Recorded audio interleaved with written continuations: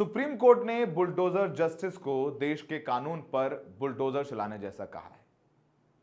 शीर्ष अदालत ने कहा कि वैध तरीके से बने घर को गिराकर परिवार में किसी एक के कथित अपराध की सजा उसके परिवार को नहीं दी जा सकती। नमस्कार, रेड माइक में आपका स्वागत है। मैं हूं सौरभ शुक्ला। दरअसल सुप्रीम कोर्ट गुजरात के एक मामले की सुनवाई कर रहा था। यहां एक परिवार था जिन्होंने अपने घर पर बुलडोजर कार्रवाई की धमकी के खिलाफ याचिका दायर की थी। सुप्रीम कोर्ट में जस्टिस ऋषिकेश रॉय, सुधांशु धुलिया और वीएन भट्टी की बेंच ने इस मामले की सुनवाई करते हुए कहा कि एक सदस्य द्वारा कथित अपराध के लिए पूरे परिवार को घर गिराकर दंडित नहीं किया जा सकता। बेंच ने कहा कि अदालत इस तरह की तोड़फोड़ की धमकियों से बेखबर नहीं रह सकती। देश में ऐसी कल्पना भी नहीं की जा सकती जहां कानून सर्वोपरि है और सबसे ऊपर है। और भी सख्त टिप्पणी करते हुए सुप्रीम कोर्ट ने कहा कि ऐसी कार्रवाई को देश के कानून पर बुलडोजर चलाने जैसा माना जा सकता है। बेंच ने कहा कि एक ऐसे देश में जहां राज्य के कार्य कानून के नियमों से बंधे हैं, वहां परिवार के एक सदस्य द्वारा अपराध के लिए परिवार के अन्य सदस्यों या उनके कानूनी रूप से बने घर के खिलाफ कार्रवाई नहीं की जा सकती। बेंच ने यह भी कहा कि अपराध में कथित संलिप्तता संपत्ति को ध्वस्त करने का अधिकार नहीं है। इसके अलावा यह भी कहा कि अपराध साबित होना भी जरूरी है। कोई आरोपी है तो जाकर के आप बुलडोजर चलाए दे रहे हैं, कल केस हुआ सुबह जाकर के बुलडोजर चलाए दे रहे हैं। याचिकाकर्ता की ओर से पेश हुए वकील इकबाल सैयद ने कोर्ट में कई बातें कही।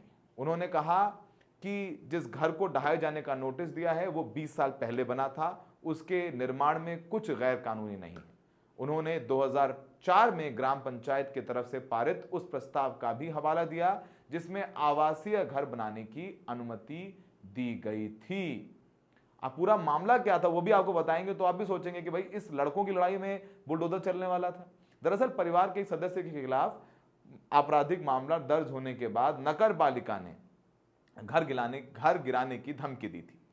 याचिकाकर्ता का आरोप है कि कानून को अपराध के आरोपी व्यक्ति के खिलाफ अपना काम करना चाहिए, लेकिन पूरे परिवार को घर गिराकर दंडित नहीं किया जा सकता है। उसकी सजा पूरे घर को नहीं दी जा सकती। घर में रहने वाले बुजुर्ग हैं, महिलाएं हैं, छोटे बच्चे हैं।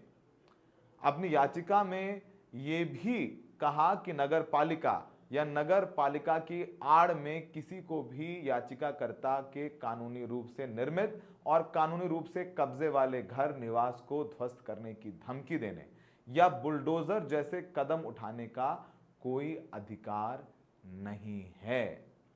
इस पूरे मामले में सुप्रीम कोर्ट ने सुनवाई की और यह कहा कि 4 हफ्ते बाद तय करा उन्होंने पूरे फैसले को और उन्होंने अंतरिम राहत भी दी है।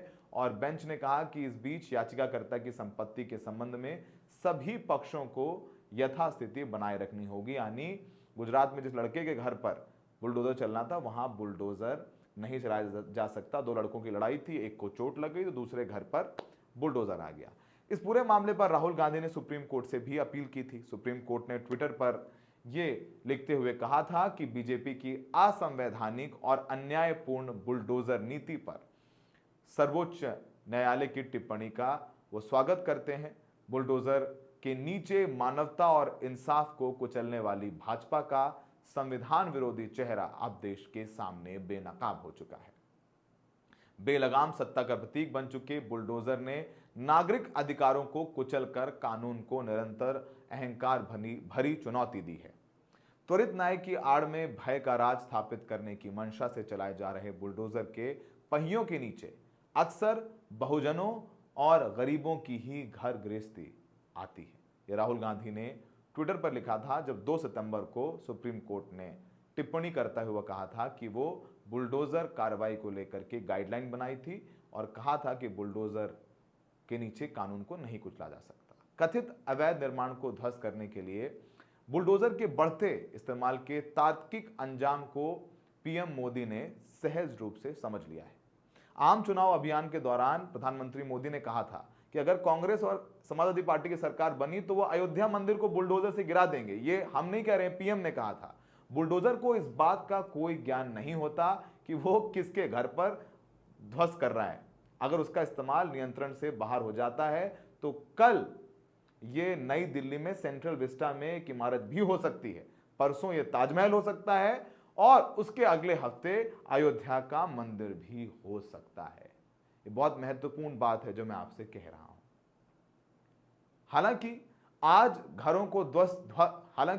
घरों को ध्वस्त करने के लिए बुलडोजर का इस्तेमाल का पैटर्न कुछ और ही संकेत देता है।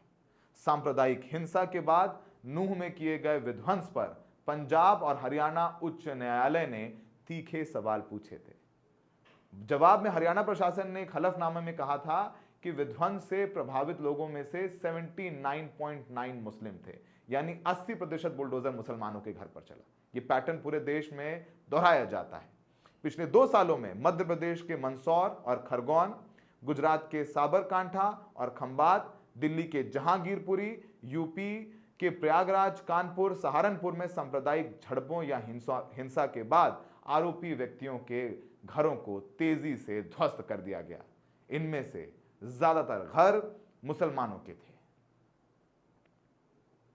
अब क्या कानून चुपचाप तमाशा देखते रह सकता है?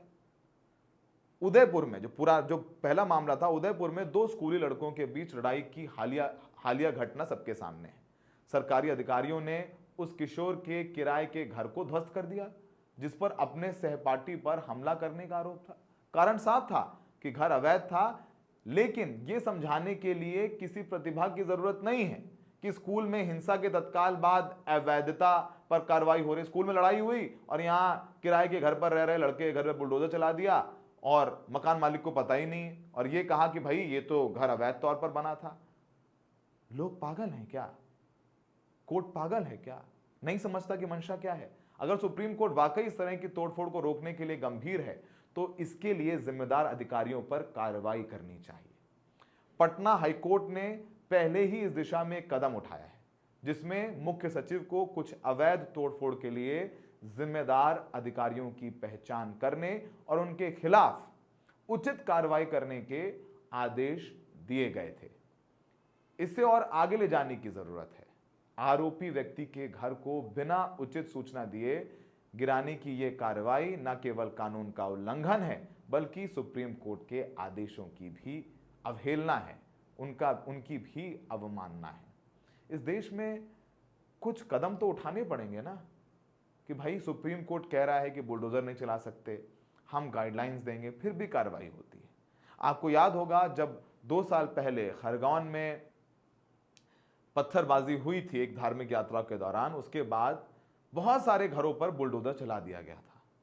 जब बुलडोजर चलाया गया था तो उसमें वो सब घर भी गिरा दिए गए जो कि प्रधानमंत्री आवास योजना के तहत बने हुए थे। क्या वो घर इलीगल थे? और अगर इलीगल थे तो अब तक वो प्रशासन की नजरों में क्यों नहीं आए? कहीं छुप गए थे या मिस्टर इंडिया बन के घर खड़े हुए थे कि कुछ हुआ, अपराध हुआ या अपराध करने के आरोप लगे, उसके बाद प्रशासन ने देखा कि अरे ये तो अवैध तरीके से बना हुआ है, इसका तो नक्शा पास नहीं है, ये तो नजूल की जमीन पर बना हुआ है, इसका तो हाउस टैक्स नहीं दिया गया और आप आते हैं बुलडोजर लेके घर गिरा देते हैं। इसकी शुरुआत उत्तर प्रदेश में हुई थी और आप सबको याद है कि 2022 के विधानसभा चुनाव में योगी आदित्यनाथ जो उत्तर प्रदेश के मुख्यमंत्री हैं, उनको बुलडोजर बाबा कहा जाता है। और हमें एक क्लिप याद है जिसमें मुख्यमंत्री योगी जी हेलीकॉप्टर से प्रचार के लिए जा रहे थे और वो अपने वीडियोग्राफर को कह रहे देखो ये नीचे बुलडोजर लगे हुए और मुस्कुरा रहे थे। बुलडोजर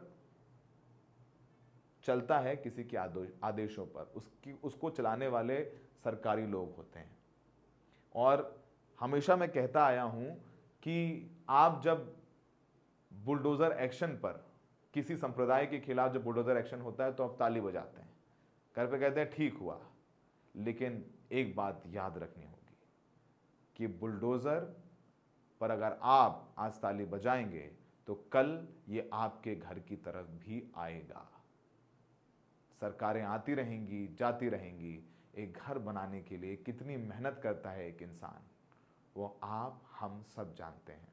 एक फ्लैट की ईएमआई देते देते लोग गुजर जाते हैं। एक घर लोगों का सपना होता है, उसमें अरमान होते हैं, हवन होती है, पूजा होती है, कुरान पढ़ाई जाती है कि ये घर है, यहाँ लोग रहते हैं, भावनाएं होती हैं। घर गिरा दिए जाते हैं, किसी की माँ की यादें होंगी, किसी की बहन की यादें होंगी, किसी का बचपन गुजरा होगा, कितनी यादें होंगी। घर सिर्फ ईंट गारा दीवारें नहीं होती, घर जज्बात है, घर मंदिर है, घर मस्जिद है। उम्मीद है कि सुप्रीम कोर्ट की इस तल्ख टिप्पणी का असर हमारी सरकारों पर होगा, जो हो वो कानून के तहत हो।